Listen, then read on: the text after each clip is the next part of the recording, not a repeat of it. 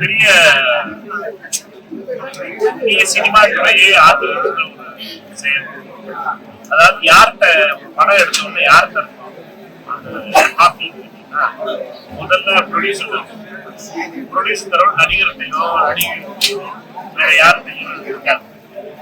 Producer copy சென்சாருக்காக சென்சார்கிட்ட போட்டு கொடுக்கறதுக்காக அவங்களுக்கு போய் காட்டுவாங்க. சென்சார் அடங்குற இடத்துல காப்பி பண்ணி வச்சிருந்தாங்கன்னா அதை வந்து வச்சிருக்கலாம். இந்த ரெண்டு இடத்துல தவிர வேற எங்கேயுமே அப்படின்னா சென்சார் யாரு கண்ட்ரோல்ல இருக்கு? மத்திய அரசுடைய கண்ட்ரோல்ல இருக்கு. படம் எடுத்த முதலாளி லீக் பண்ணப்படுறது, யாரு ப்ரொடியூசர் படம் எடுத்துக்காங்களோ அவங்க லீக் பண்ணப்படுறது. ஆனா இந்த எடுத்த சென்சார் எடுத்த மத்திய அரசுடைய கையில இருக்கு. மத்திய அரசு யார் கையில இருக்கு? அமித்ஷாவோட கையில இருக்கு. அமித்ஷாவை பொறுத்த மட்டும் இந்தியாவுடைய திரைத்துறையை மிரட்டுவதற்காகவும் திரைத்துறையிலிருந்து எந்த நடிகர்களும் எந்த ப்ரொடியூசரும் அவங்களுடைய சித்தாந்தத்துக்கு எதிராக அவர்களுக்கு எதிரான எந்த ஒரு நிலையை எடுக்கக்கூடாது. அமித்ஷா திட்டம் செய்த சதிதான். இதுல அமித்ஷா இன்வால்வ் ஆயிருக்காரு. அமித்ஷா இன்வால்வ்மெண்ட் இல்லாம இது முருகன் லெவல் தான் இருந்தது. இது முருகன் லெவல் தான் கிடையாது. இது முருகன் பாவம், அவரெல்லாம் அந்த எல்லாம் பாவம். அவருக்கு நம்ம வந்து பிச்சை சாப்பிட்டு மாதிரி என்ன வச்சுருக்காங்க. அவர்களெல்லாம் இவரெல்லாம் அதிகாரம் அமித்ஷாவுடைய டைரக்ட் கண்ட்ரோல் தான் இதை பண்ணியிருக்காங்க. பண்ணது வந்து இந்திய சினிமா துறையை விரட்டுவதற்காக பல இடங்கள்ல அவர்களுக்கு ஜாமரா அடிக்கக்கூடிய படங்களை எடுக்க வச்சு இந்திய படங்கள் வந்து கொண்டு இருக்காங்க. அதே போல அதை எதிர்த்து வேற ஏதாவது யாராவது எடுத்தாங்கன்னா எப்படி என்ன நடக்கும் காத்து இருக்காங்க எச்சரிக்கை பண்ணியாகணும். ஜனநாயகத்துடைய திருட்டு இதற்கு வந்து யாரு விசாரணை பண்ணாலும் சரி அது வந்து போலீஸ் திருடன் ஒரு பக்கம் இருக்கு கிடையாது. ஏன்னா இதை கிளீன் பண்ணது அமித்ஷா இதை செய்ய போற எந்த நீங்க என்கொயரி கட்டினாலும் சரி அது சிபிஐ என்கொயரி சிபிஐ எல்லாமே அமித்ஷா கையில். அதனால இது மிகப்பெரிய விதத்துல சினிமா துறையை கண்ட்ரோல் செய்வதற்கான ஒரு முறையாக நான் பார்க்கிறேன். வந்து அமித்ஷா அவரால் டைரக்டா செய்யணும். இதற்கு அண்ணாமலை சப்ப கட்டுகள் கண்டிக்கிறேன். இவர் கண்டிக்கிறதுனால அந்த படம் நிக்க போறது.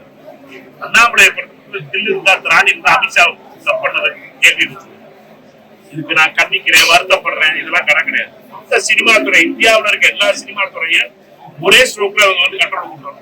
எந்த ப்ரொடியூசரும் யாரும் 500 ரூபாய் போட்டு 500 கோடி ரூபாய் படம் எடுத்தீங்கன்னா உங்க படம் என்னைக்கு வேணாலும் இதுல இருந்து சர்டிபிகேஷன்ல இருந்து ரிலீஸ் பண்ணிடுவோம். இல்லீகலா ரிலீஸ் பண்ணுவோம். யூஎஸ்ல எல்லாரும் திருட்டு விட்டு நீ பாக்குறேன். அப்புறம் தேட்டர்ல பாக்குறேன். உள்ள பெரிய விஷயத்தை பண்ணிருக்காங்க. இது உண்மையாக கண்டிக்கத்தக்கது. என்னை பொறுத்த மட்டும் அமித்ஷா செய்த மிகப்பெரிய சரி. அமித்ஷாவை பொறுத்தவரைக்கும் இது ஒரு அமித்ஷாவுடைய பேட்டர்ன். அமித்ஷா இப்படித்தான் செயல்படக்கூடியவர். ஏன்னா அமித்ஷாவை பொறுத்தவரைக்கும் மற்றவர்கள் எந்த ஒரு அநியாயத்தை பார்க்காம எவ்வளவு இதெல்லாம் கீழ்த்தரமானது அப்படின்னா யோசிக்க கூடாத ஒரு நபர் யாருன்னு அமித்ஷா அப்படிப்பட்ட செயலை செஞ்சிருக்காரு. விஜய்க்கு நேரடியா விட்ட வந்து அது மிரட்டல் நினைக்கிறீங்களா? அவரை வந்து அவருடைய நிலையை குலைய வைக்கிறதுக்காக அவங்க பண்ணாங்க. நிலையை குலைய வைக்கணும். அவரை பொறுத்த மட்டும் நீங்க வந்து ஒரு நடிகரா ஒரு நபருடைய படம் நாளைக்கு ரிலீஸ் பண்ண வந்துடும் நினைச்சுக்கிட்டு இருந்த படத்தை திடீர்னு காலையில ரிலீஸ் பண்ணி இந்தியா கூட ரிலீஸ் ஆயிருக்கு. வாட்ஸ்அப் ஃபார்வர்ட் இது வரைக்கும் 50 லட்சம் பேர் படம் பார்த்துட்டாங்க. உடனே படம் பார்த்தாங்க. 50 லட்சம் பேர் இது வரைக்கும் பார்த்திருக்காங்க சொன்னாங்க. சினிமா துறையில இருக்கு சம்பந்தப்பட்ட நபர்கள் சர்டிபிகேஷன்ல பேசிட்டு நேரத்தை பத்தி நான் எடுத்து இன்னைக்கு நான் 1000 பேசுறேன். தேசம் ரெண்டு இடத்துலதான் அது இருக்கும். அதுல வந்து இது வந்து குழப்பத்தை உருவாக்கணும். தமிழக அரசியல் மிகப்பெரிய குழப்பத்தை உருவாக்கணும் இருந்தாலும் தோற்று கொண்டிருக்கிற பாஜகவை பண்ணணும். இதை விசைத்திருப்பதற்காக திமுக மேல பழி போடுறதோ அல்லது திமுக மேல பழி சொல்றது சரியா இருக்கும். இதே பொறுத்த மட்டும் இது காப்பி இருக்குது 2 பேர் தான். ஒண்ணு முதல்ல ப்ரொடியூசருக்கு இன்னொரு சர்டிபிகேஷன் இருக்கு. இதை தவிர வேற யார்ட்ட இருக்கு காப்பி? அதனால இது ரொம்ப தெளிவானது. அமித்ஷா செய்த செயல் அமித்ஷாவுடைய திட்டமிட்ட செயல். செய்திகளை உடனுக்குடன் தெரிந்து கொள்ள கீழ்கண்ட கேபிள் மற்றும் டிடிஎச் நெட்வொர்க்குகளில் எம்நாடு செய்தி தொலைக்காட்சியை காணுங்கள். பாதகம் செய்பவரை கண்டால் நாம் பயம் கொள்ளலாகாது பாப்பா. மோதி மிதித்து விடு பாப்பா, அவர் முகத்தில் உமிழ்ந்து விடு பாப்பா. அண்மை செய்திகளை உடனுக்குடன் தெரிந்து கொள்ள இணைந்திருங்கள் எம் நாடு தொலைக்காட்சியுடன்.